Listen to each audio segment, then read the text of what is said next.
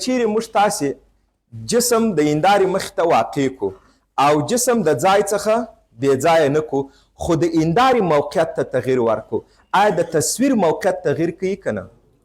سوال دا دی یو جسم د هندارې مخ ته واقع دی تصویر اوس تشکیل شوی د هندارې شاته په یو فاصله که نه زه د جسم په موقعیت غرض نه کوم هندارې موقعیت ته تغییر ورکوم آیا تصویر چې اول کوم ځای کې تشکیل شوی و کله چې هندارې موقعیت تغییر کوي تصویر عمل ته ځای پر ځای پاتې کیږي او که تصویر به هم تغییر وکړي تصویر هم تغییر کوي نو دا مسله به کار کو دا لومړی حالت بیا ستاسې زده دی که هندارې ته تغییر ورنکو جسم ته تغییر ورکو تصویر تغییر کوي بالکل جسم 15 سانتي مخته سو تصویر یې 15 را مخته سو جسم 10 سانتي شاته سو تصویر یې 10 سانتي شاته سو ولې دا کار کیږي ځکه دوی دواړه باید دایما یو له بل سره څنګه راسي مساوي جسم په 60 سانتي کې دی تصویر تشکیل شوی دی په 60 سانتي کې اوس جسم تاسې 15 سانتي مخته کوي یعنی جسم په کم فاصله کې رالی 15 تصویر باید 15 را مخته سي چې دی هم په 15 کې راسي تر څو چې پی او کیو دایما یو له بل سره مساوي سي په هنداره کې هر ډول تحلیل چې وکړي په همدغه اسانه خبرې اجرا کوای سي تاسو توجه ورته وکړئ اوس نو دې حالت ته فرض وکړئ چې دا هنداره ده دا د هندارې لومړی حالت دی زه به د هندارې لومړی حالت یاد کم M1 دا یو مستوي هنداره راله او دا کم خط باندې چې ما د هنداره واقع کړې ده دا به هم یو اندازه مشخص کو فرض وکړئ داسې یو سکیل مو ورته ورکړی تقسیمات مو اجرا کړي دي په دې شکل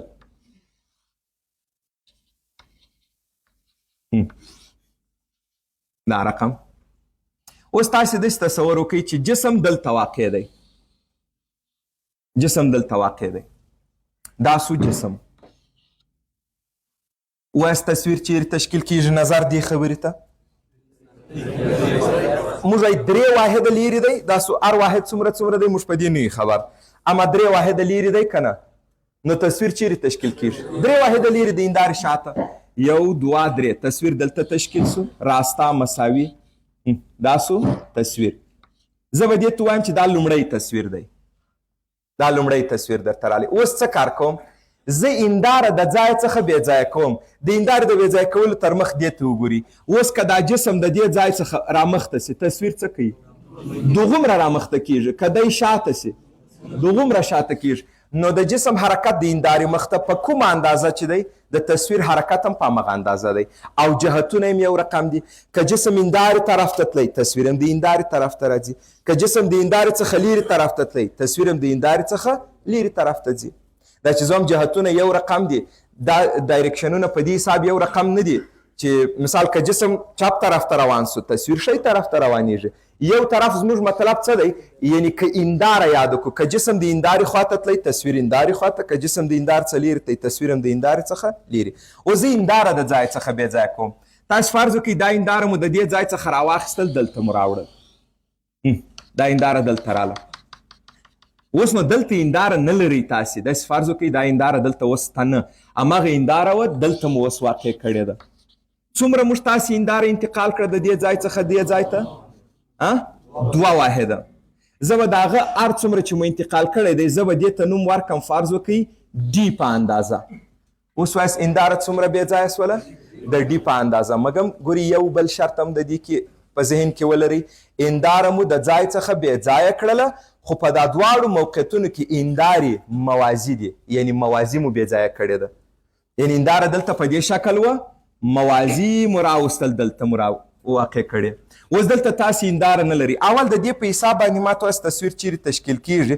بیا وروسته به وګورو چې تصویر د پخواني ځای څخه چیرې تللی دی هنداره چې دلته نسته اوس جسم په کومه فاصله کې دی 1 واحد 2 واحده 3 واحده 4 5 تصویر چیرې تشکیل کیږي 15 واحده لیري نو 1 واحد 2 3 4 5 تصویر دلته تشکیل سو کنه کله چې هنداره دوهم موقعیت ته راله دا سو دوهم تصویر اوس یې موږ خپله ګورو چې څنګه کیسه ده هنداره څومره بې ځایه سوی د ډي په اندازه وګورئ تصویر څومره بې ځایه سوی دی د 2 دانې ډي په اندازه ګورئ 1 واحد 2 واحده دا 2 واحده ته مو ډي ویلی و 1 واحد 2 واحد یو ډي 1 واحد 2 واحد بل ډي نو د دې ځای څخه مو یو اسانه خبره زده کړه هغه څنګه هر کله چې هنداره د ځای څخه د ډي په اندازه بې ځایه کوي، تصویر له ځای څخه د 2 ډي په اندازه بې ځایه کیږي. اوس سوال دا دی چې کله هنداره د ځای څخه د ډي په اندازه بې ځایه کوي، تصویر 2 ډي بې ځایه کیږي.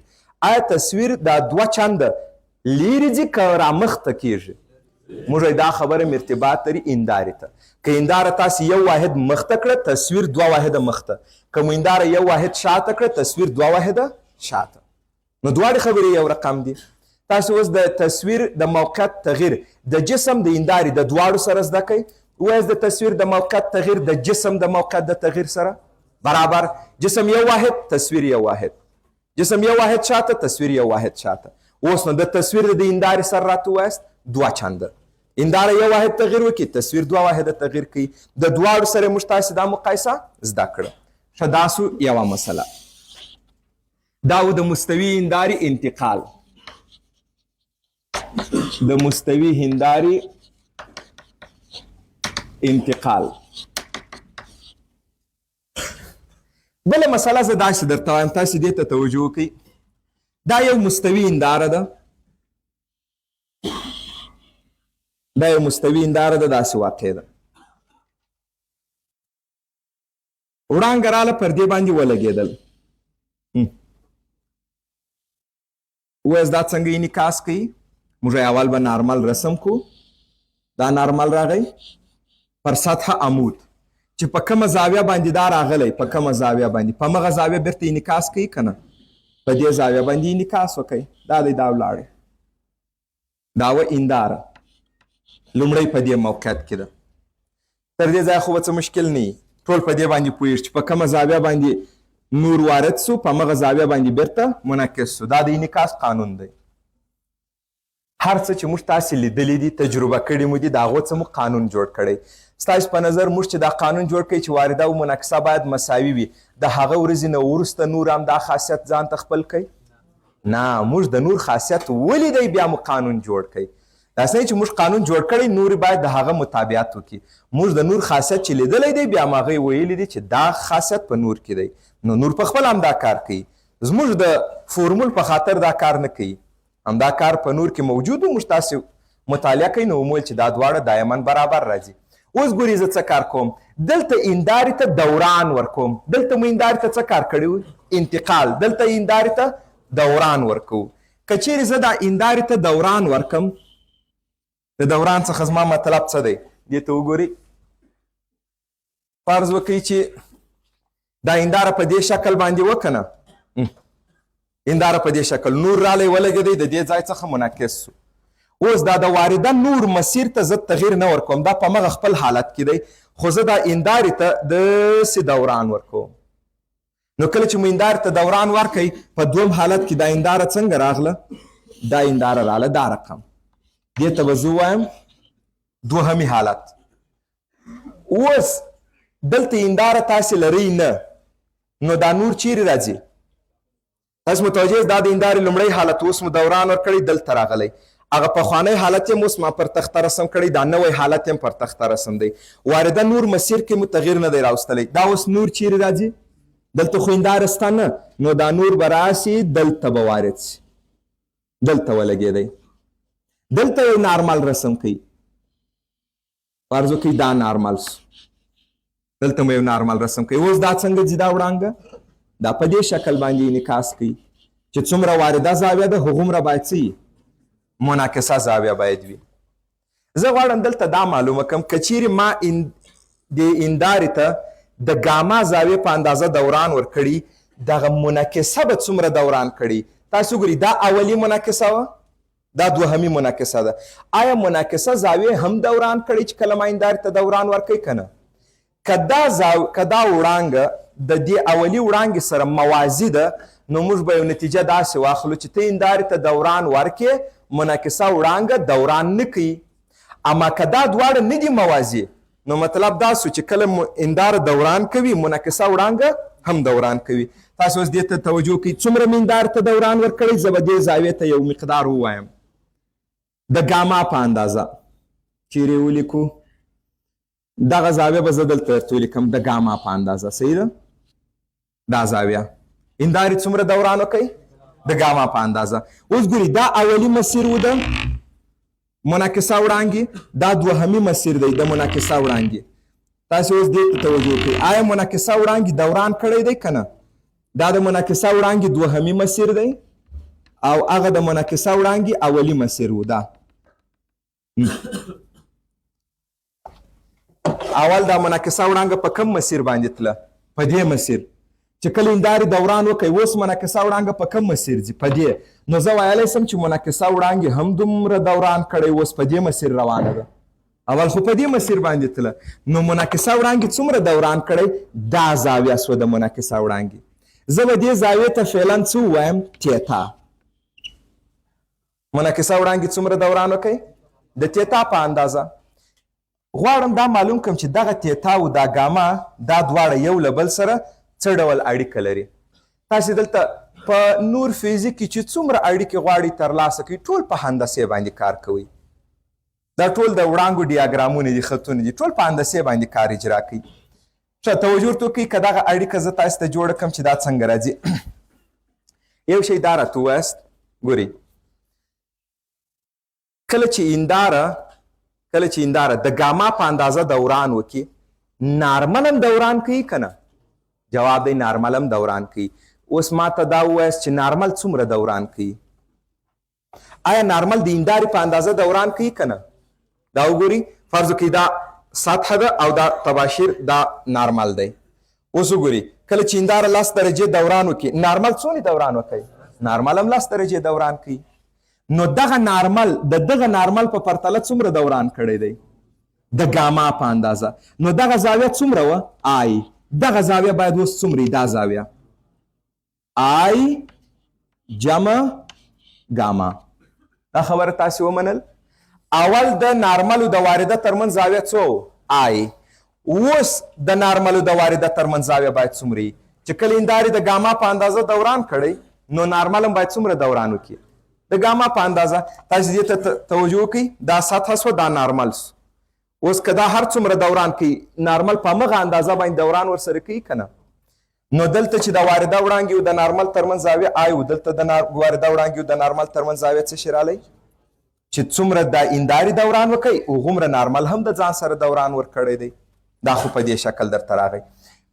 دا زاویه منعکسه ده. اوس به زه د مقداري لحاظه آی ورته وایم. دا تاسې منئ د مقداري لحاظه دا دواړه برابر دي. موږ نوم آر ایښودلی و نه؟ اوس مقدار د دواړو یو شی وي. دغه زاویه اوس راته وایست څومره ده؟ دا زاویه دا. آیا دا زاویه د دغه دواړو سره متقابل براس نه راځي؟ وګورئ دا دواړه یو له بل سره څنګه دي؟ متقابل براس دي. دغه زاویه اوس څو درته راځي؟ 2 آی. زه به ولیکم دا زاویه ده 2 آی. دغې نقطې ته زه یو نوم ورکوم A، دغې نقطې ته یو نوم ورکوو B او دې نقطې ته به هم یو نوم ورکو C. ښه تاسې ما ته دا وایست که دا زاویه آی جمع ګاما ده دغه زاویه څومره ده؟ منعکسه ده. آفرین. دا زاویه چې آی جمع ګاما درته راله دغه زاویه بیا څومره ده؟ دا ځای ډېر زیات اسانه دی. تاسې جوړ کړئ. آیا نارمل پر سطح عمود دی که نه؟ که دا زاویه آی جمع ګاما راځي ګوري دغه زاویه څو راله؟ آی جمع ګاما. ځکه دا او دا خو یو له بل سره باید برابر وي. نو دا زاویه باید څو وي ستاسې په نظر؟ د 90 څخه چې دا زاویه منفي کړې، د 90 څخه چې دا زاویه تاسې منفي کړئ دا خو رالی 90 درجې منفي آی منفي ګاما. همغه زاویه مو ځینې منفي کړه چې دا زاویه 90 منفي آی منفي ګاما راغله. دا زاویه بیا څومره ده؟ تاسې وینئ دا دواړې زاویې متقابل براس دي. نو دا زاویه په همدې اندازه ده. اوس مې زه دلته لیکم نه دا ډېر ګډوډ کوي. او دغه زاویه څومره راځي؟ دا زاویه دغه زاویه درته یادوم. عینا همدا قضیه اوس دلته هم جوړېږي که نه؟ نارمل عمود دی دا آی جمع ګاما ده. دغه زاویه څه شي درته راله؟ 90 منفي آی منفي ګاما. نو دا دواړې زاویې مساوي دي او د هر یو مقدار دومره دی. نو په مجموعي توګه دغه ټوله زاویه څومره راله چې نوم یې بیا زه سی زاویه که یاده کړم؟ په مجموعي توګه دا ټوله زاویه څو راله؟ 2 دانې 90 یو سل اتیا درجې منفي 2 آی او منفي 2 ګاما. اوس تاسې دې مثلث ته وګورئ ABC مثلث. دې مثلث ته وګورئ. په ABC مثلث کې دا زاویه څو ده تیتا، دا زاویه څه ده 2 آی، دغه زاویه څو ده یعنی 3 سره زاویه پیدا دي. یو سلاتیا منفي 2 آی منفي 2 ګاما. زه اوس راځم د دې ټولو زاویو مجموعه مساوي په یو سلاتیا وضع کوم. دا تیتا زاویه سوه، تیتا جمع، دا زاویه څو ده 2 آی جمع، دغه زاویه څومره ده دا زاویه یو سلاتیا درجې منفي 2 آی منفي 2 ګاما. دا باید ټول مساوي په څو راسي یو سلاتیا درجې. دا وګورئ دا د مثلث یوه زاویه وه، دا د مثلث بله زاویه، دا د مثلث بله زاویه. اسانه هندسه ده چې په یو څو اړیکو کې کار وکړئ. ښه دی چې دغه رقم مسایلو کې بلدیت پیدا کوي. شرط نه دی چې په یاد وي که حتما، اما بلدیت یې ښه خبره ده چې لیدلی مو وي چې دا اړیکې چې څومره موږ تاسو په نور فزیک کې وایو ټولې اړیکې په هندسې لاسته راځي. او د هندسې هم ټوله مسله متقابل براس زاویې دي، عموده زاویه ده، بس یو د بله منفي کوي. د مثلث د داخلي زاویو مجموعه یو سلاتیا. یو ډېر جنجالي او ډېر پیچلې قضیې په دې کې نه استعمالیږي. ښه اوس دا راته وایاست یو سلاتیا و، دا یو سلاتیا یو له بل سره څنګه راځي؟ دا صفر کیږي، دا دواړه یو سلاتیا صفر سو، او بل دا 2 آی له دې منفي 2 آی سره څنګه رالی؟ دا هم صفر، او بل څه شي پاته دی تیتا منفي 2 ګاما مساوي په صفر. نو زه به دا ولیکم تیتا مساوي په څو رالی 2 ګاما. د دې ځای څخه چې کومه پایله موږ لاسته راوړه دا په یادو کوو. تیتا مساوي په څه رالی ګاما، او ګاما څه شو د هندارې دوران. نو اوس خبره خلاصه کوو. په هر اندازه چې د هنداره دوران وکړي منعکسه وړانګه د هغه 2 چنده دوران کوي. یعنی که هندارې 10 درجې دوران وکړي منعکسه وړانګه د خپل اصلي موقعیت څخه څومره دوران کوي 20 درجې. او تاسو دې شکل کې وینئ منعکسه وړانګه په خپل ځای نه ده پاته سوې. چې منعکسه وړانګه په خپل ځای نه ده پاته سوې خو دوران یې کړی.